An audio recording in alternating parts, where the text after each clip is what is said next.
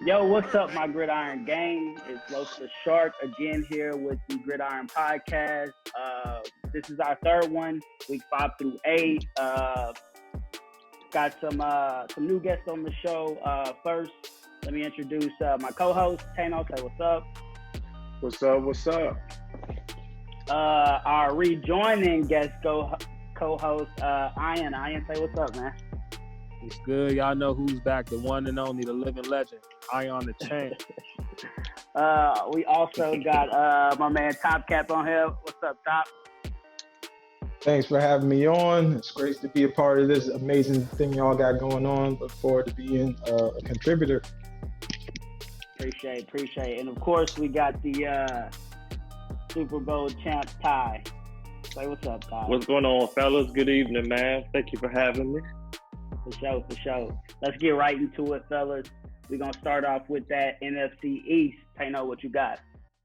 Well, a little recap on the NFC East. The Cowboys are sitting on top of the division. As we previously mentioned last time, they're still the number one as I predicted. The huge surprise is going to be Swamp Flu. He has actually gone in a 5-game winning streak. He's now sitting at 5-3, right underneath those Cowboys to give him a little bit of a push. Now, the thing about the Redskins is he hasn't really faced anyone just yet, so I will really be eager to watch that matchup between him and the Cowboys. The big surprise for myself will be the Eagles. Kimo is now sitting at 3-4. I had him winning the division. I had him to be the runner-up on the division, and he's not really doing anything. So I don't know what's going on there. And the bottom feeder, which always kind of ends to be the last in the division, will be Top Cats playing with the Giants. I mean, the guy has not been doing what he needs to do. I mean, I'm glad that we actually get to have him on the podcast so he can tell us why he's been struggling and why he continues to lose and why he continues to underperform every year after year. So I will open the floor to talk about that one. That's funny. Well, thank you for the amazing introduction, Taino. That's all I can say.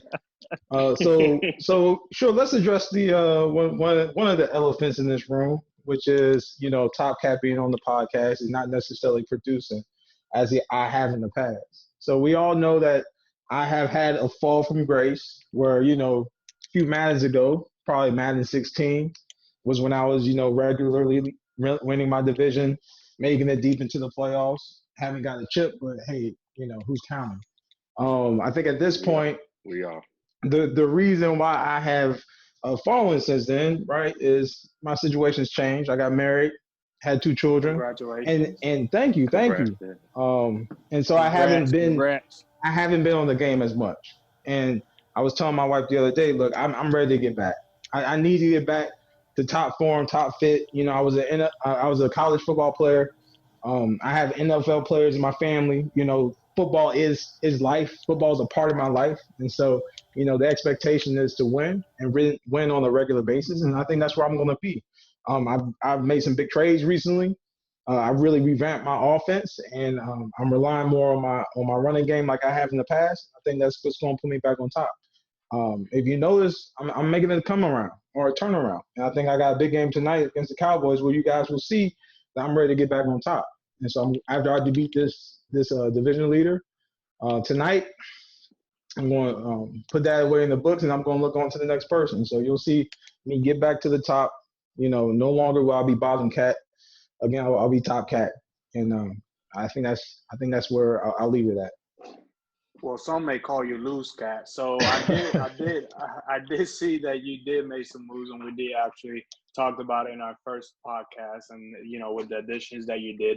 One thing that you haven't done, you haven't traded your thumbs in. You still got to play with those. So I don't know if you were gonna surpass that division. You're still gonna be the bottom cat that we know to be.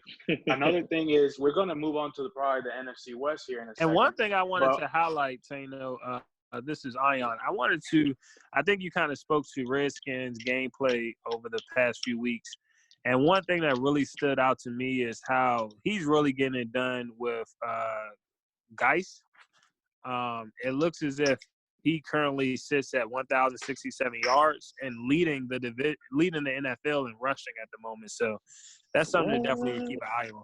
Yeah, and to piggyback off of that, Redskins also has had some big upsets. So a lot of people picked him to lose against the Eagles in their first meeting this season. Redskins beat them decisively with a win of 41-28.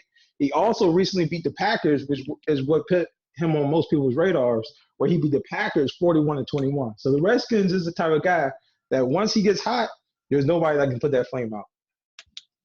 That's about right. I mean, yeah, I can give him that. I agree. Yeah, I agree with that. Ty, you got anything on that NFC East? And NFC East, I mean, Cowboys been running that pretty much that division. This whole Madden. So hopefully, it'd be nice to see someone else actually compete for that top spot. And get some new winners over there, man. Because I'm tired of seeing it. Nice. I mean, I got you. Well, speaking of Ty, let's go ahead and move on to his division, that NFC West. Tainole, what you got over there? I mean, there's not much to talk about the division. Ty's winning 6 victories to 1 loss. The 1 loss came at a game of the week, which we'll speak on a little bit later on that segment. Then we're going and look at the Rams, which I did have them finish second. The worst offseason ever, picking that defensive tackle, if we remember. I mean, I'm kind of glad that Top Cat is here because something dawned on me. They are on the same group. Maybe he was just trying to do what Top Cat did before to have the number 1 pick something, and he does nothing with it. Kind of when he picked the Ravens last year and he did absolutely nothing with it. But that's just a topic for another day. I had a baby. Yeah, but you still haven't traded your thumbs in. So we got the 49ers now. They're sitting at 1-6. The big thing that we do have to say now, they are underneath a new regime, and this regime is a Super Bowl caliber regime. It's a little bit too late, in my opinion. I don't really think he's going to make the playoffs unless he wins 9 straight and he catches some breaks, which is Rico. Rico, welcome back. But other than that, I mean, obviously next season, the outlook is going to be a little bit different because I see the 49ers finishing either first or second on that division. And then, absolutely. And then we have the Cardinals. I figured you did. And then we have the Cardinals at 1-6. So, Ty, this is your division. I mean, I have you winning. You are doing it. And I have you in the playoffs easily in there. But you tell us what you feel about your division. Let us know. My division pretty much sucks. The competition isn't there. I'm glad Rico actually joined the division. Now I have something to look forward to. He would definitely compete, maybe runner-up, third place, battling for that third and second place, which is cool, But he probably won't foresee a first place in that division while I'm still with the Seahawks. But I definitely wish him the best. All right. Yeah, it was definitely a big surprise to see Rico back in the league. Hey, Always good to have that was a talent. great addition. Great addition. Even though I call him a YouTube champ.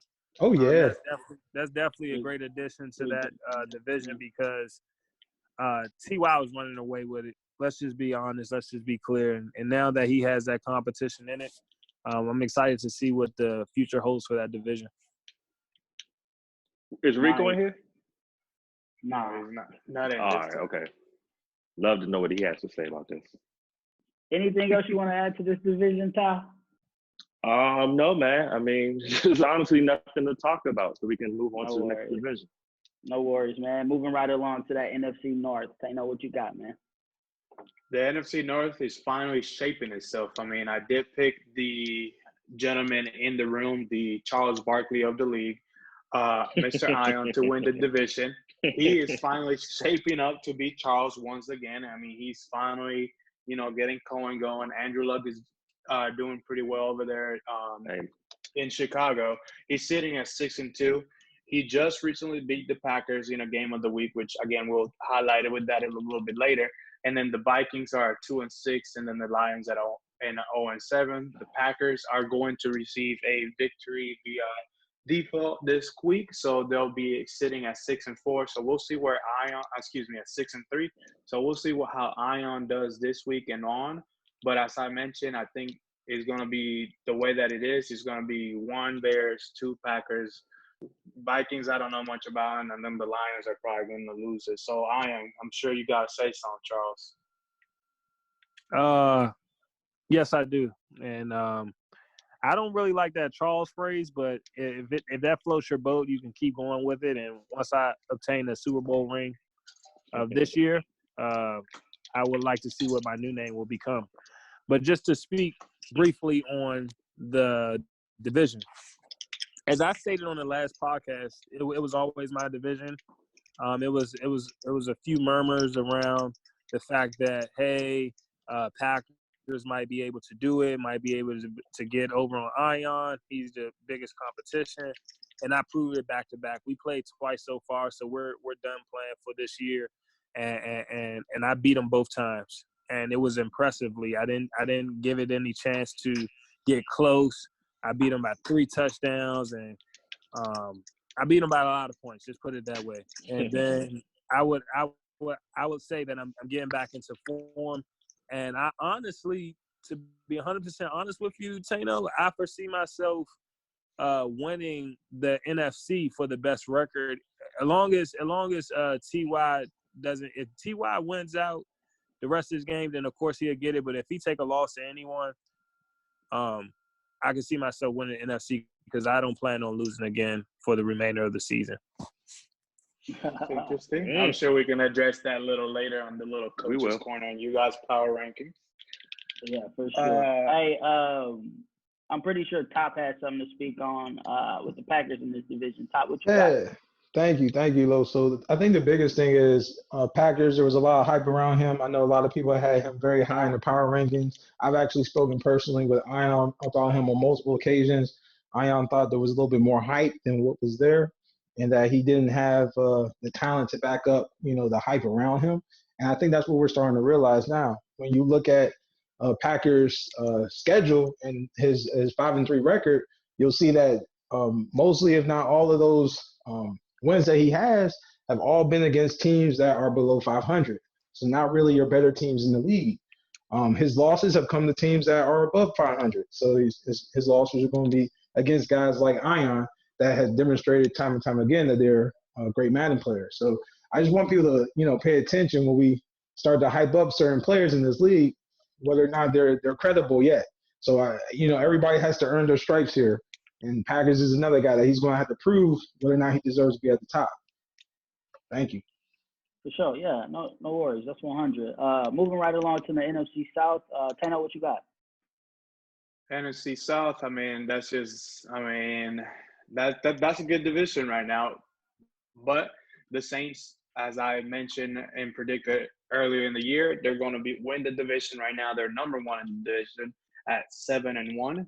The Bucks are at 6-2, and then unfortunately, I know that we try not to look ahead, but the game actually occurred prior to the podcast. So the Saints actually beat the Bucks, kind of avenging the loss earlier in the year.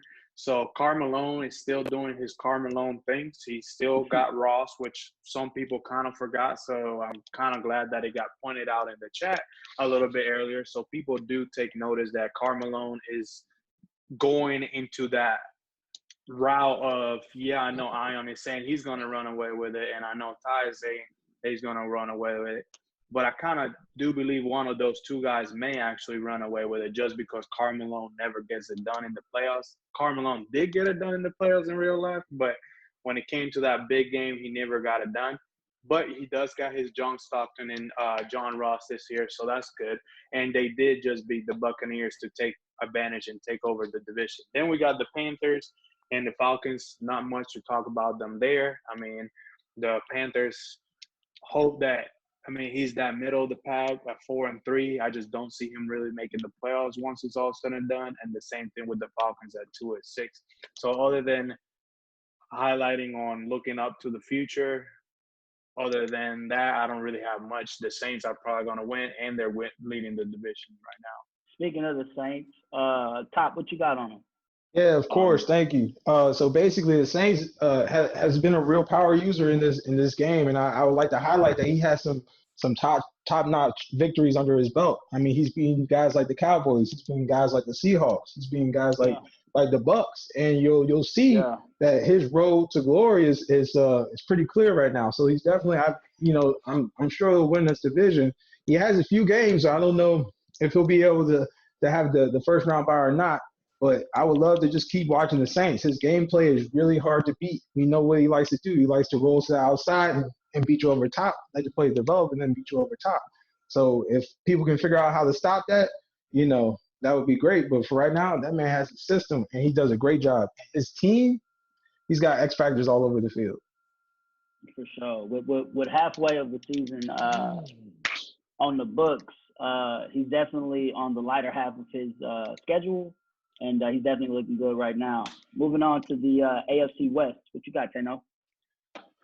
AFC West, that's probably the most boring and least productive division that we do have right now. I mean, the Raiders are number one in the division, and it seems like they're going to go into the playoffs at under 500 right now. They may finish the season at under 500 or just about 500, but there's no one really giving them push within the division. I do see the Broncos as of late giving them a good push because they are using Mike Moran to the full his potential, and he's actually running away in the AFC to be the Rookie of the Year. But other than that, Broncos sitting at 3-5, still under 500. The Chargers probably joining the kid bandwagon and going to go play Final Fantasy, so he doesn't seem to be much focus into it. So he's at 2-6, and then the Chiefs riding that goose egg at 0-8.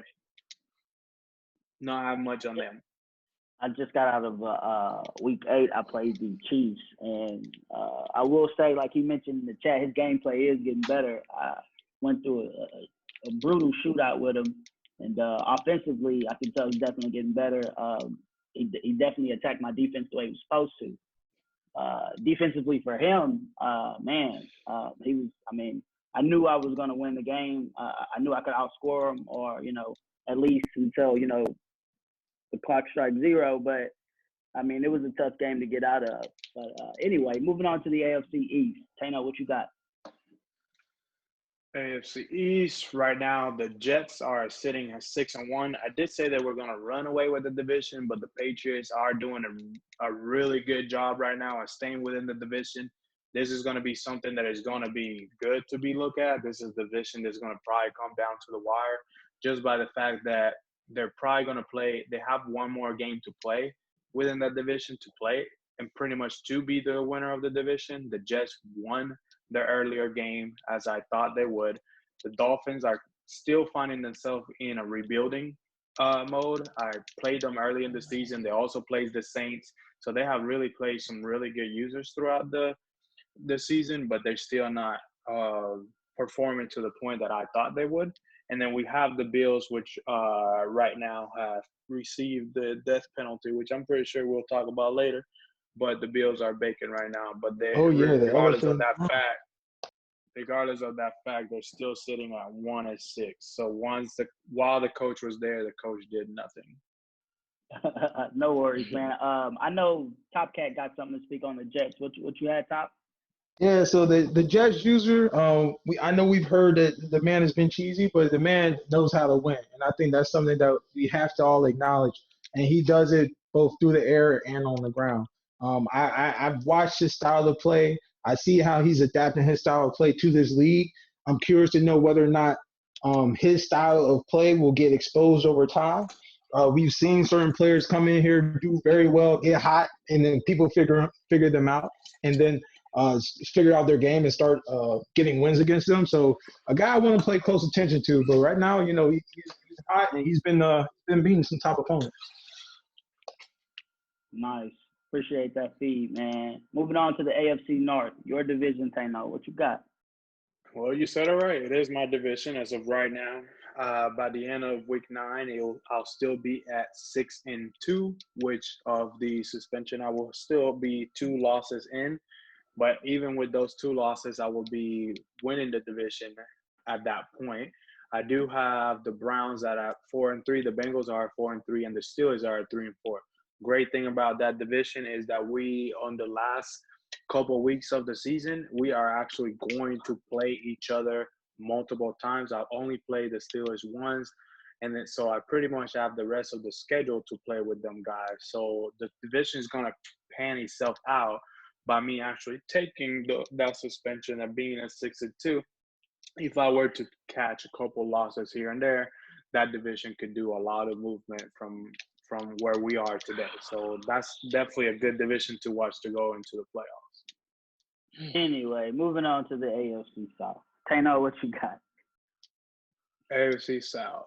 I'm still kind of waiting for that time because the time has not arrived. I had the man going number one. He's now the runner-up at number two at 5-3. That is yourself, the Texans, which it seems like Cali has gone back to what he was once in the past. That Church of Cali is coming around just firmly. He's got a really good record at 7-1. He's probably gonna, because of the suspension, he's probably gonna sit at a good position by getting one of the two top seeds if I were to fall to the Jets or fall from here to there. So he looks like he's probably going to sit with the top seed in the AFC.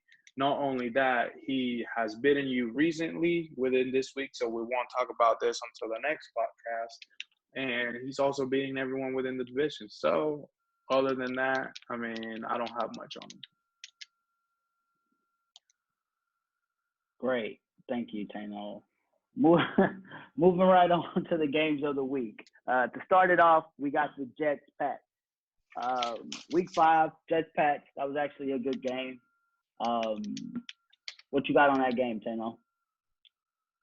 Jets-Pats, the prediction that I thought was going to happen did happen, and the Jets won 35-23. It wasn't really much. It was a dominant game by the Jets since the beginning. So that is something that I kind of predicted, and that's the reason why I have the guy finishing where he has finished.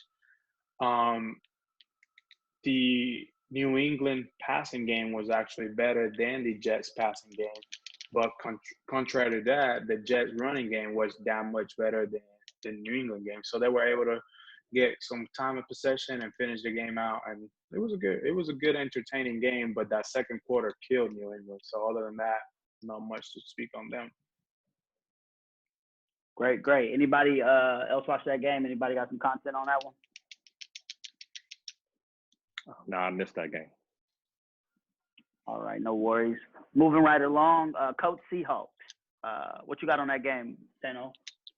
Well, it looks like we once mentioned earlier, Russell Wilson took the reins over there back in Seattle. I guess it was a big mistake by him letting him go and go to Chicago for a little bit, but he came back with a vengeance. He threw for 4 touchdowns. He did have the 2 interceptions, which kind of gave the Colts some life because that's the only way that the Colts could score, which is a reason of why I don't think. I mean, yes, the Colts may do well in the AFC, but when it gets down to the playoffs and every game counts and the lights gets brighter, I don't think Cali's going to perform to where he needs to perform in order to go to a Super Bowl. But I did actually catch that game. The management by the Colts offensive coordinator reminds me a lot of what Kyle Shanahan did. The Colts were winning that game. The Colts should have controlled that game, but towards the end of the half, pretty much leading into the halftime with 1 minute left, they suffer an interception, and the downfall started from them. So other than that, that was a huge game. Should have won it. That would have said a lot in the power rankings, but Seahawks escaped. So, I mean, not much to that. Todd, since you're in here, you have anything to say about that game, man? What's your recap? Great game, man. He played good defense. We all know Cali's pretty much leading the league in interceptions, so you just got to watch out for that middle linebacker. I did make a bonehead pass, literally right to the man for a pick 6, which was pretty much his only score outside of one offensive touchdown. Second half, I just came in and made adjustments after figuring out his defense, and we came out to win that game. But definitely, Cali's definitely a great opponent. I wouldn't sleep on that man at all. He may have his times where you may not think he's playing, but I mean, he can snap out of it with one good game. So give credit to Cali for that game. Good defensive game. So appreciate that take.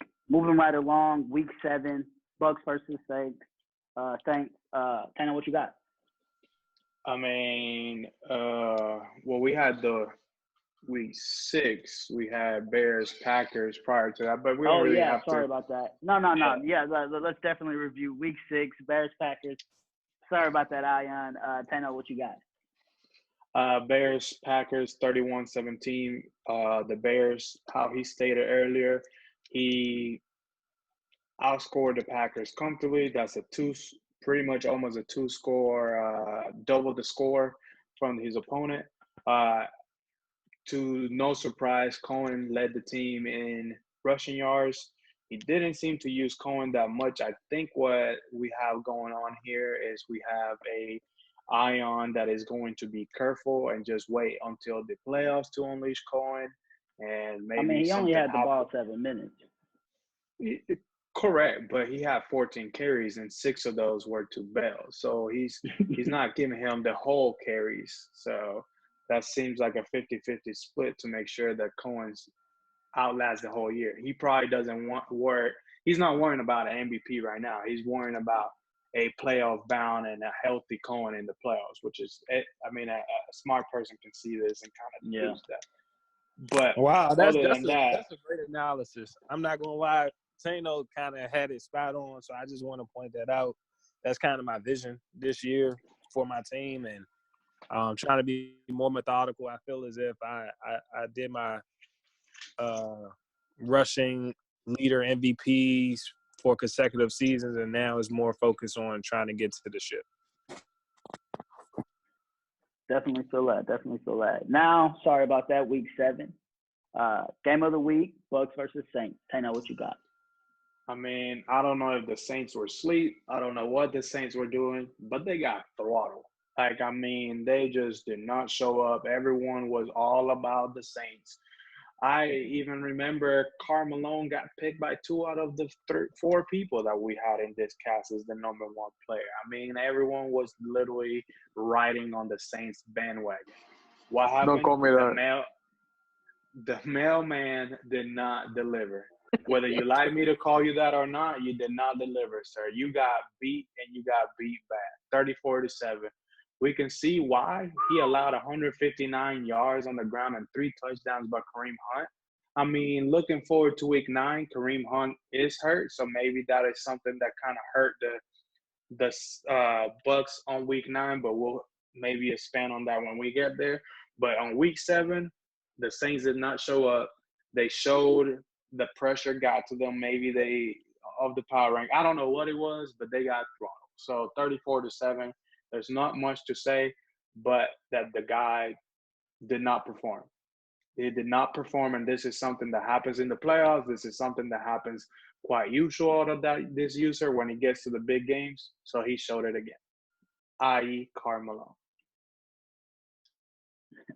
Yako, you got anything to say on that? Okay. Week 7, game of the week. Let's move on to Cowboys, Seahawks. Tainole, we'll start with you. What you got on that, man? I mean, to me, the main game of the week, highlighted of this week, was the Cowboys to the Seahawks. This really was going to tell me who was going to be the number 1 seed, because the Saints did beat the Cowboys earlier in the year, but we know that the Saints struggles against the Cowboys in the playoffs. And then the Bears also sometimes struggles against the Cowboys in the playoffs. So this was the matchup that was going to let me know who was actually more ready to make that big playoff run. And the Seahawks delivered. The Seahawks beat the Cowboys by a whole 6 points. So, I mean, that's 2 possessions or 1 possession by a touchdown, regardless. But, I mean, they won. The Seahawks showed that they actually are here. I did have them at number 1 at that time of our last power ranking. So at that point, they showed me that they were the number 1 team in the league and the number 1 team in the NFC. Understandable. Since I got him in here, Ty, Super Bowl champ, what you got to say to that, man? That was game of the week. Wow. Okay. Yeah. No, seriously though, man, that game was wild, man. Y'all seen that bullshit with that deep ass pass, bro? That's the glitchiest shit I've ever seen in my life, and I swatted the ball. But like I said, every time I play the Cowboys, man, good ass defensive game. What's shocking is in the way to beat him is because everyone thinks that I'm pass heavy. Like I used to be pass heavy verticals all the time. I definitely implemented a running game. So, you saw that rush for 166 yards that game, which was the deciding factor in that game. Actually, Penny ran in overtime to win the game. But every time I play the Cowboys, man, good defensive game. I have him in my division, another league, so we always play each other. I know how he comes out, how I comes out. But big props to him, man. Good competitor.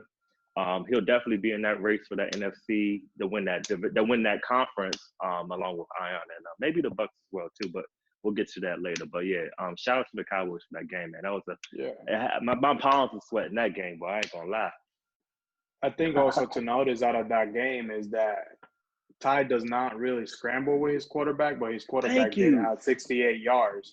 So hey, I don't know what happened there. So you're welcome. You don't scramble with him, but you still got 68 yards. That's above That's average. That's probably the most I ever ran with him, man. I ain't gonna lie to you. You can look at the other games, man. I don't really scramble that much. So to that argument, so does that mean, going to Callie's argument, that whenever you get in trouble, you start scrambling? So is that what you're kind of confirming? We can save that for Coach's Corner, but absolutely not true. All right, guys. Moving on to Week 8, game of the week. Yako again, Saints versus Seahawks. Tainole, what you got? Saints versus Seahawks. I mean, this one was a shocker. I think throughout a couple weeks, I think this is the one that kind of surprised me the most. I thought the Seahawks kind of was going to escape, just like he did against the Cowboys. The Seahawks has had a pretty tough road, really, in getting him ready towards that playoff push. I mean, I know if I were him, I would rather have this week 15, 16, and 17 to gotta have an idea of what the playoff feels like, because week 5 he had the Colts, week 7 he had the Cowboys, week 8 he has the Saints. So that's a tough little schedule or span of games right there. But he also makes you better. But on this point, he was not better. He actually lost to the Saints. Maybe the Saints were a little bit upset going out of that Bucs game, which, I mean, if I lost 34-7, I will understand. So, but Mariota, he did all he wanted to, and against the Seahawks. And Lowe's, I do remember on our first podcast when I said the Seahawks, and even on our second podcast when I had the Seahawks so high in their power rankings, you did say that he is good, but his defense may be a question. And allowing 4 passing touchdowns, you may be right. And he was rightfully so exposed in this game by allowing so many touchdowns, not yards per se, but those touchdowns through the air. If you don't limit the Saints to field goals, you're going to lose. So maybe Seahawks, go study that tape that the Bucs did the first game. Maybe you get them in the playoffs. Ty, you got anything to say on that game? Please. Absolutely. First of all, shout out to the Saints. He actually beat me last season, even though I said I was going to tank, but I decided to actually play. He beat me last season, so I already pretty much knew what to expect. The game plan to really beat the Saints, if you can slow down the run, as he like to throw those deep passes. So if you allow that quarterback to sit in that pocket longer than 3 seconds, you're risking a lot. He actually threw 4 touchdowns. His quarterback had an amazing QBR of like 120 plus. A lot of that came from me gambling on the blitz. I did have about 5-6 sacks that game. Like I said, gambling, trying to get to that quarterback before those wide receivers made those routes. And he made a big crucial fourth down stop in the fourth quarter. When I was on goal line, it was like 1st and goal, and he made 4 big, huge stops to win that game. Oh, yeah, I did see that. Yeah, I was there, man. I was right there, and he made those stops. Mm-hmm. So shout out on the one to him for that. On the one, yes. You even tried a QB sneak, and it went nowhere. I did see that. That was didn't good. work. So, yeah, he played great, man. I ain't got no hard feelings about that. He's great. Tainole, I actually forgot a game in Week 7. Let's recap on the Jets versus Browns. What you got on that game, man? Oh, yeah. I was going to go back to it. Yeah, you're right. We did forget about that one. The Jets, the one user that has surprised us all the most other than the Raiders. I mean, he lost this game, but he also lost to AI. Now, this could be that he was not ready for the type of blitzing that AI does, as many people really struggle with. AI, did win the game 31-26. So it wasn't that AI ran away with the game. It could have been a lot with the whole, he was just not ready for that type of play. So, and if we were to break it down even furthermore, I mean, AI 205 yards on the ground, 3 touchdowns from Naheem Hines. I mean, he did what he does. He would control the clock and he played defense. So I think the Jets was not ready for that type of play. So I think he was mostly surprised. But when it's all come said and done, the Jets will probably make the playoffs, and they still will be all right racing for that Super Bowl deep into the playoffs if he gets the right matchups. Appreciate that. Last game of the week, week 8, we got Bengals versus Jets. What you got in that game, Tainole? Bengals versus Jets. The Jets took a bounce back win against a good division player in the Bengals. The Bengals now, they're kind of surprising me this year. I've been kind of itching to put them in the top 10, but they're continuing to just not do it against the top years as how he used to in the past. Now, I don't know if he's saving it for the whole divisional race that we're about to encounter in the next couple of weeks, so maybe that will shape it up a little bit different. But he lost against the Jets. I mean, I have never played the Jets, so I don't know what there is to encounter when it comes to the guy. But AI, the prior week, beat him, and then the Jets come and answer and beating the Bengals. So that was definitely a good win. Had he lost 2 of those games in a row, that would have said a lot. But in this case, I think the Jets copied the Browns recipe, and they went for 125 yards on the ground, and they controlled the game, even though Mixon had a good game on the ground as well. And even though that Josh Allen had a good more yards through the air and 1 less interception, but they could just not convert on the air, whereas the Jets could, and that was the key to the game.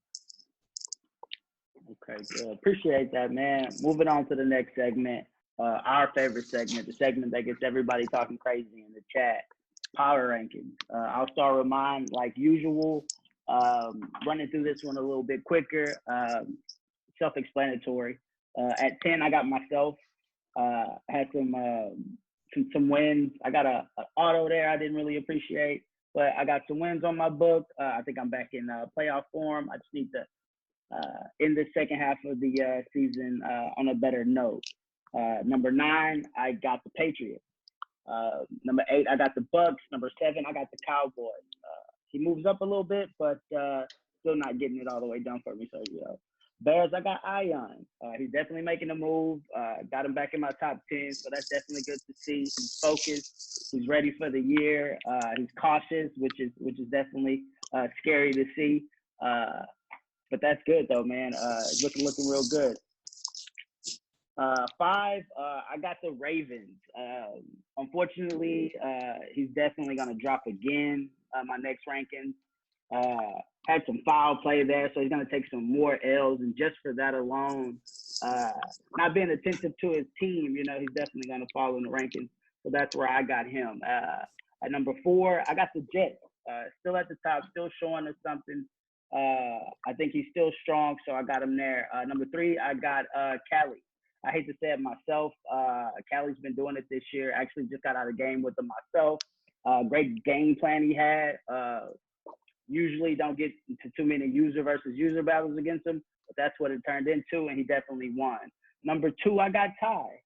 He's definitely still up there. Had him 1 in my last ranking, but he fell to 2 because I saw it for myself in the one-on-one. But right now, I got Yako, crazy ass, at number 1.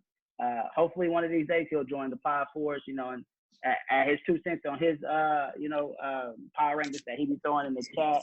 But anyway, that's mine. Tainole, what you got? All right. I got the outside looking in. I got the Redskins over that 5-game winning streak. I got the Browns because of the victory of the Jets, the Packers, the Bengals, and yourself, the Texans. At number 10, I got the Jacksonville Jaguars. At number 9, I have the Bucks. The reason why yeah, he did beat the Saints, but then he lost to the Saints come again. So I still don't feel like he has solidified himself, but he finally made it into that top 10 list for myself. Also making it to the top 10 is the Patriots. The Patriots are doing a really good job. They play the Jets close, so that could be a toss-up game the next game.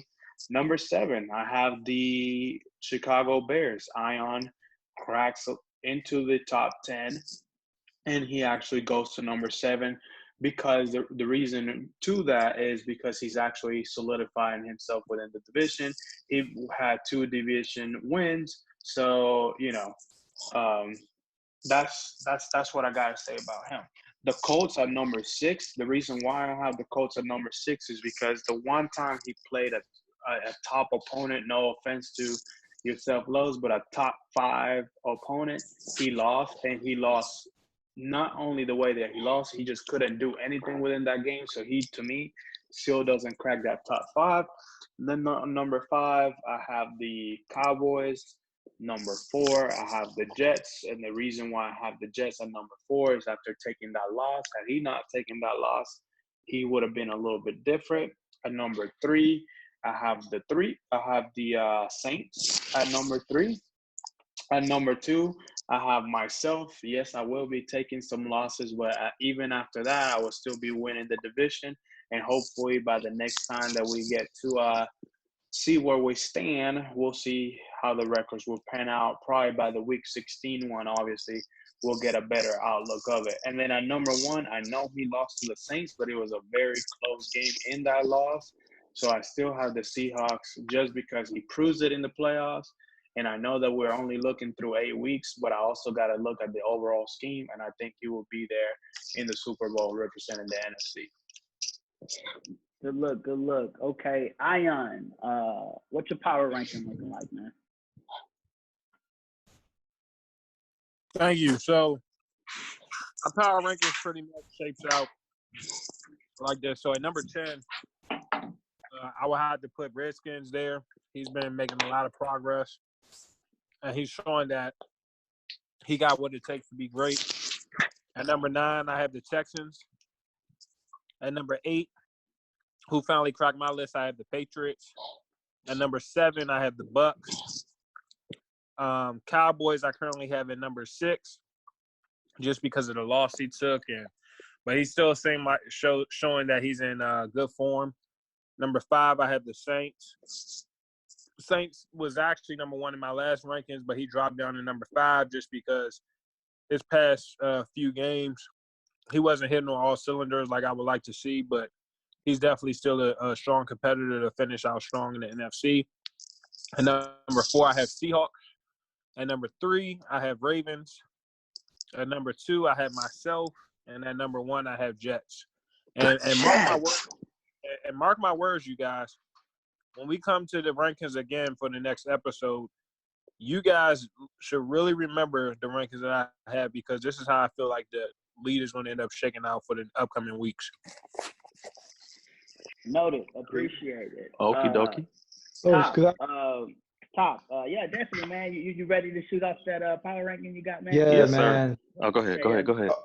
Sorry. All right, sorry, Ty. So let's see. So top cast power rankings. I'm just going to hop straight into it. Like I actually had the Redskins breaking my top 10 list. There are only 2 players right now that are on a 5-game win streak. That's Ion, the Bears, and that's Redskins Swan Food. So shout outs to Redskins. Really been showing us something. I'm excited to see how the season progresses. At number 9, I got Julos, Texans. Right now you're on the bubble. I don't know if I'm able to keep you in my top 10 or not. We'll see. Hopefully we can. You really got to show us something. At number 8, I have the Cowboys. I have the Cowboys lower than a few of the other people on this call. And it's really just because I'm predicting that he's going to take a loss pretty soon. And so once he takes that loss, I'm actually going to drop him out my top 10. At number 7,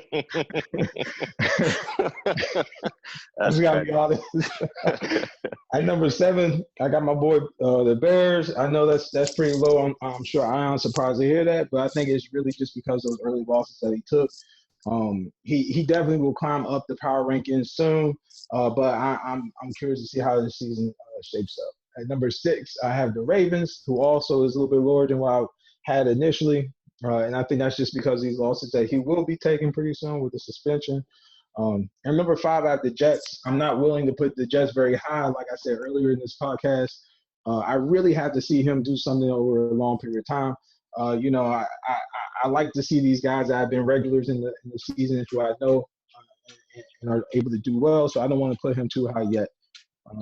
At number 4, I had the Bucks, and the Bucks really his losses have come, to some talented teams. He's been playing well this season, so I want to continue to see him doing well. At number 3, I have the Colts.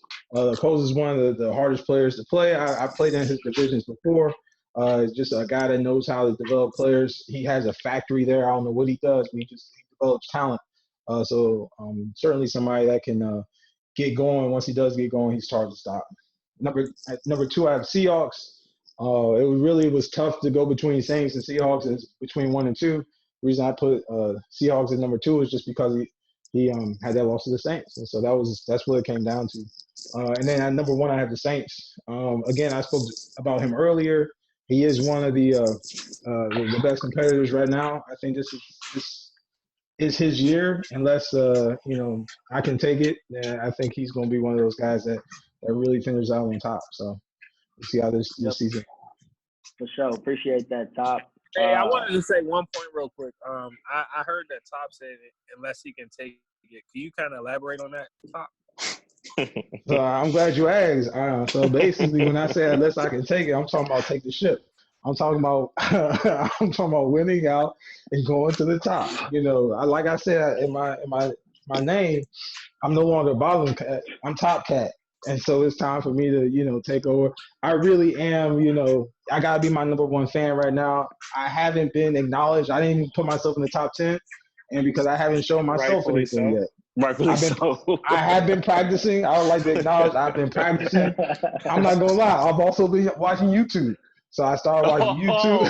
Oh my God! Moving. No. On that note, we gotta move on. I know this is probably one of the segments that got you excited about being on the pod. So last but not least, Todd, what you got? What's your power rankings looking like, man? All right, man. I've been actually making a few changes because my top 5 is pretty close. But rounding off my top 10. Start with number 10 with the Redskins. Like everyone else mentioned, that 5-game winning streak, and he been balling. I've been watching a couple of the streams, and he been blowing some teams out. So I'm gonna round him off at 10. Number 9, I got the Texans. I honestly haven't seen too many games based off his records and who he's defeated. Good enough to put him in the top 10. At number 8, I actually got the Cowboys. Him losing to, of course, myself and the Saints. He actually drops way down the list. At number 7, I got the Colts sitting there. I think he's at 6-1 now. His only loss, of course, again, is to me. But Cali defense is there. He deserves to be on this list. At number 6, I actually got Ion Bears. He may deserve to be a little bit higher.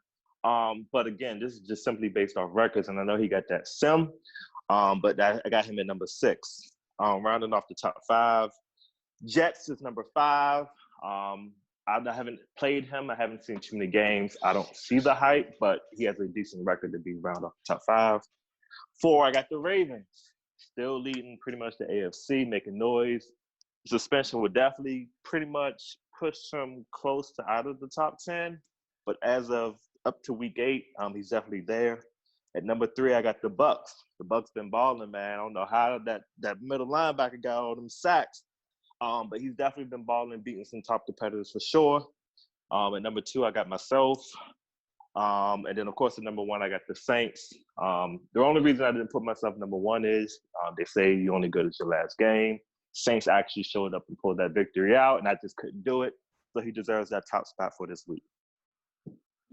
Respect. Can't be mad at that. Respect. All right, well, moving on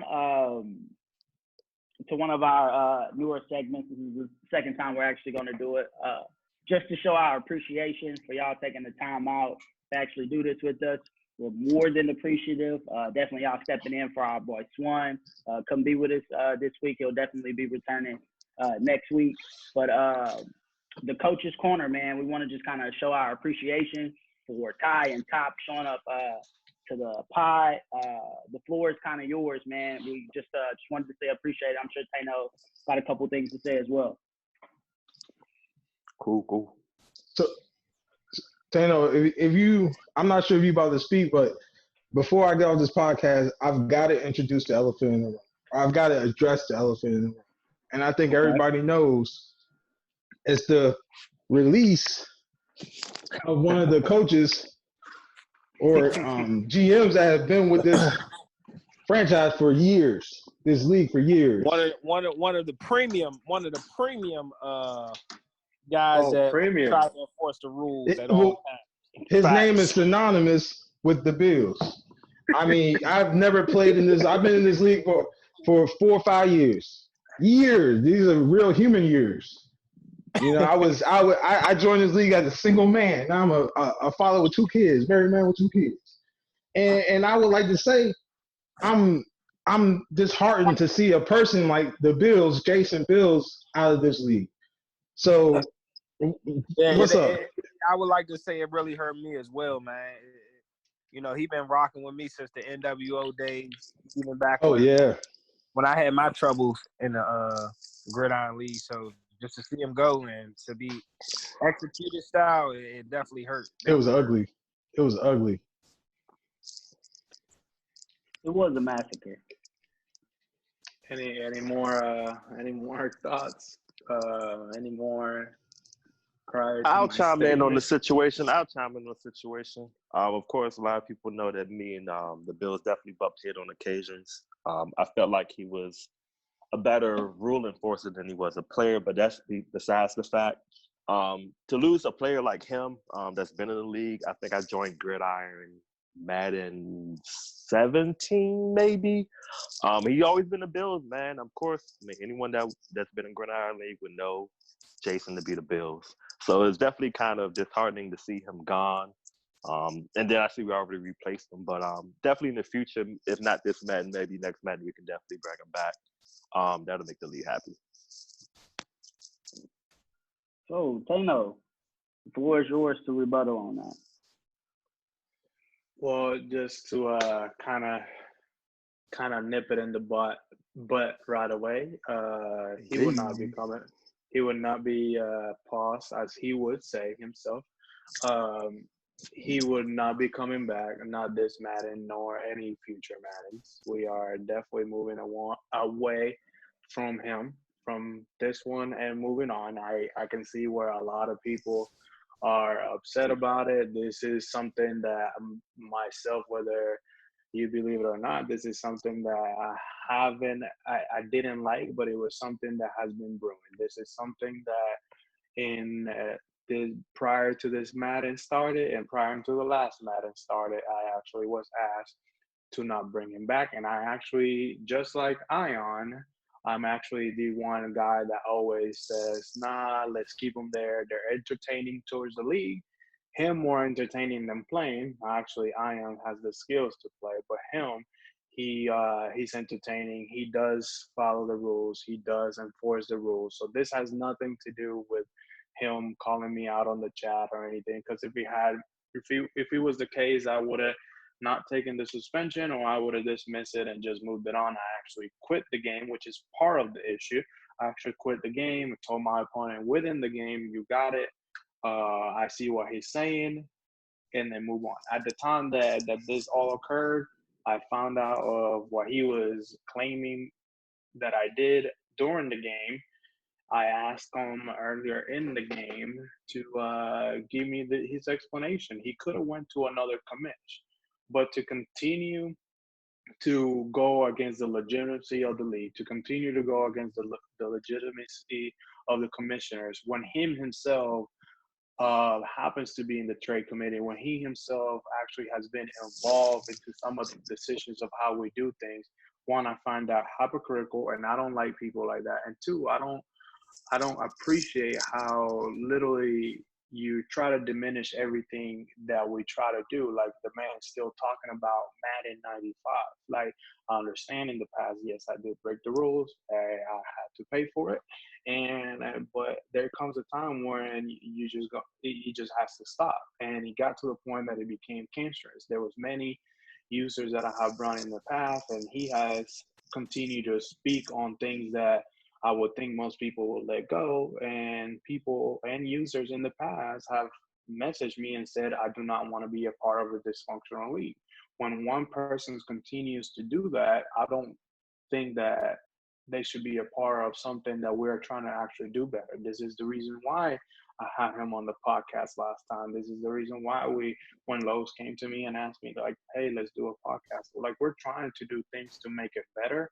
But if you continue to just diminish what we're trying to do and continue to do things that it could have been handled between you and us, and he's part of the trade committee. He could have just posted in the trade committee, and Kali and Yako are not the only commissioners that are in that trade committee. There's also other people that could have butt in if he doesn't like those two users on how they handle or whether they agree or disagree with me, because half of the time we all three don't agree, and that's what makes it best, because a lot of the stuff that gets overturned, like the rules and stuff like that I may come up with, is because they listen to you guys and then they come back and say, hey, we really need to look into this. Let's do it. But on this one, I'm taking a stand to it, because after year 3 of us being together, as you said, Top Cat, things get out of hand. And at least Ion, in a sense, he will break a rule and stuff like that, but you can talk to him. And for this man, and he's been pretty good, but Jason just continues and continues, and at least Iron doesn't run away with people the way that he did, and I just didn't appreciate that. And whenever I was told, hey, you might want to stop it, then he's gonna get you even worse later, and I was like, no, he'll be good. I would think that we're good. How I said last podcast, literally a week right after he did what he did, and it was just, I'm done and I'm over with. So I'm not going to bring someone like that that's going to make it worse for myself, for one, and for everybody else that has to do with the commissioners and everything else. So Tainole, quick question. So I know before you guys even got to that point, I heard that you kind of elaborated that you guys DM one another. So what was his intent on posting it in the chat? Was it because you said that you wasn't going to take the suspension, or I'm just trying to get the logical how it got to the point of, this departing of the Bills? To those users that did DM me and did ask me for them, I took a screenshot of our conversation. My little thing was he started it not just yesterday. He said one comment and I saw it and I said, dude, like, stop going in the chat or whatever. Like, if you have a problem, let me know. Then he goes into the chat and said, Taina's being rather spicy, my DM, blah, blah, blah. He couldn't just tell me what was going on. Then, as I'm wake up and I'm about to play the Jaguars in the morning, prior to me leaving, we say that we're going to play. And then he starts saying, no, you guys aren't. So I message him. I'm like, dude, what do you mean? Like, what are you talking about? That could have been something that if during the game, as many people have done, he could have either paused the game. It was in the beginning of the game, literally his second drive. It was a cover 2 pinch back to back. He could have easily said, hey man, like, you just did this back to back. Like, why are you bullshitting? I would have gladly gave him the yardage back. I would have gave him a first down. Like, the play was not even a play that really had anything to do with the outcome of the game. I understand that, yes, it was a rule breakage. A lot of the times I have to go back and look at my previous plays just so I can make sure that I don't violate it. With him, I was honestly slightly bored and didn't catch it. Didn't think I did anything wrong, but obviously I did. But he didn't, when I asked him in the DM, he didn't tell me. Like, he literally gave me an explanation of why he wouldn't tell me. And then I was like, all right.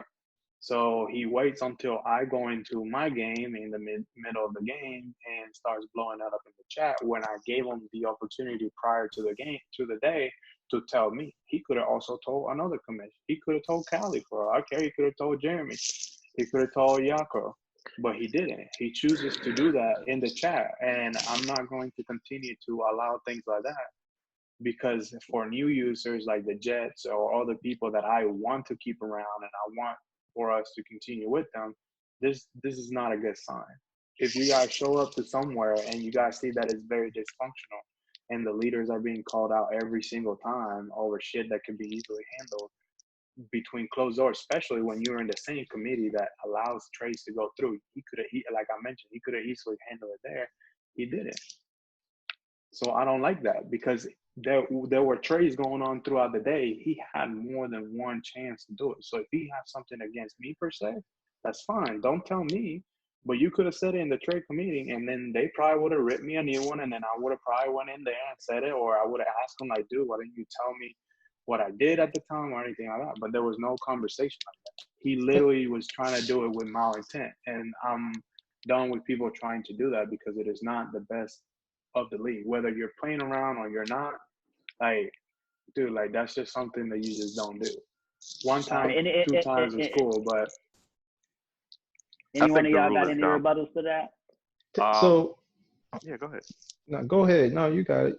Well, please. No, please. I just wanted to state that all of this could be solved if the rule was just gone altogether. It's not too many teams or too many users that run the same play or the same concept the entire game anyways.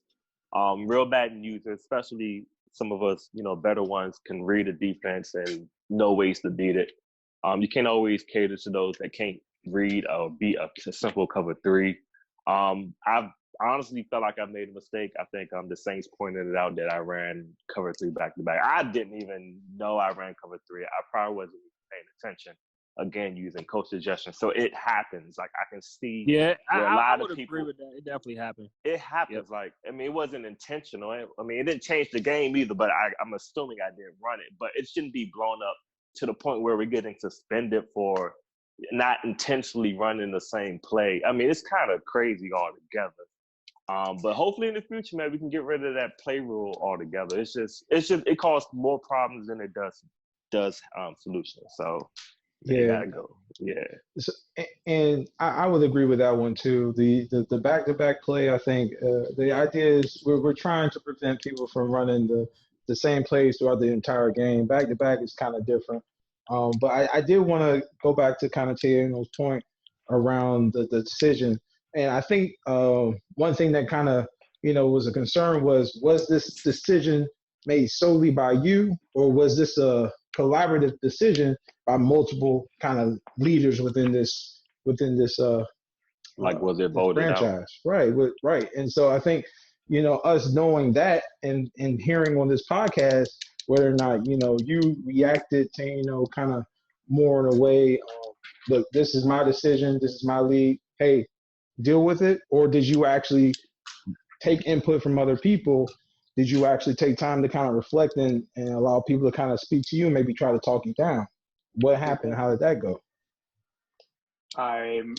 This decision, I made it myself, but prior to this, it was because of prior instances in the back. The commissioners have actually asked me to not bring him back. And I have been the one that have actually said, let's keep him. So when he has been done in the past and I've been asked not to bring him in the past, I did not feel the need to ask for it this time. Okay. Appreciate that explanation. Ty, you got anything to add to this Coach's Corner, man? Anything you want to get out there? I mean, is anybody in here got anything to say to me as far as this bullshit Insta-roll bullshit that y'all have yet to show me a video of, or the fact that I have a quarterback that has to scramble to even get an X factor, and as soon as I run out the pocket, Ty Insta-roll, and Ty can't play by the mobile quarterback. What y'all need to understand is, and a lot of y'all, I've been playing with a lot of you guys for actually quite a few, for a lot of Maddens, and my playing style is more mobile West Coast-ish kind of style. Meaning a lot of running gun, a lot of, move to the pocket, get somebody open. There's not so much of it being cheesy. I just like to extend the play. I'm not trying to defeat the AI. I'm not trying to get you to bite so I can throw the ball. 70% of my scramblers are honestly up the middle. So if I got to play you guys in the future, just know if I scramble, I'm going to run up the middle. I don't really run to the outside as much because a lot of you guys contain, which thank God you guys try to stop the quarterback. But stopping the quarterback honestly isn't hard unless you got a guy like Lamar where the speed is just outrageous. But containing the spine is one way to stop the quarterback. But one last reason why a lot of people complain about me scrambling is once they put that spy on the quarterback, I'm gonna kill you in the middle. Because once you're usering, the middle's wide open. So it's either you're gonna spy the quarterback to stop me from running, or you're gonna play the middle. And if you do one, I'm gonna do the other. So I can kind of see what people are saying, but I don't insta roll at all. Sorry, guys. Man, it came with the confidence. Gave him the man, recipe on how to do it. I know. All we gotta do is look at the Saints tape. We're good. Yeah, and not, man, it's a couple games where I got sacked like 5 times, and it wasn't me trying to scramble. They just played it right. Look at the Cowboys game. He sacked me a bunch of times. I think Russell had one big run. It was only because the field was wide open. Other than that, I try to play in the pocket, man. For sure. I use my team, so I'm not gonna. That's what. If he a scramble quarterback, why would you not use his ability? People gonna bitch all day. That's literally the reason why I chose the Ravens, and I was a high take on the other thing. Yeah, nobody want to hear that. You scrambling like that's what we do in real life. What are you mad about? Stop it.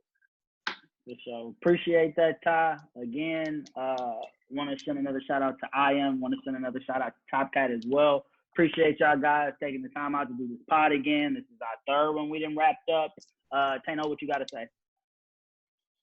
I just hopefully a lot of people don't get discouraged about the latter decision that we made. Not many people left, and whenever the people that really wanted to know what I had to say came to my DM, as probably Top Cat can testify, wanted to know why the decision that I made or what happened. Not just because he called me out on the suspension, because I'm taking the suspension, so it's nothing that doesn't affect it. But just hopefully not many people get discouraged, because we are, again, in my opinion, I think this is going to be the best of the league, whether you guys like it or may not like it. But we're going to continue to try to do the podcast, that league. I'm sure Saint's going to be able to hear this and knows that he's the one that's been doing that leagues as of late.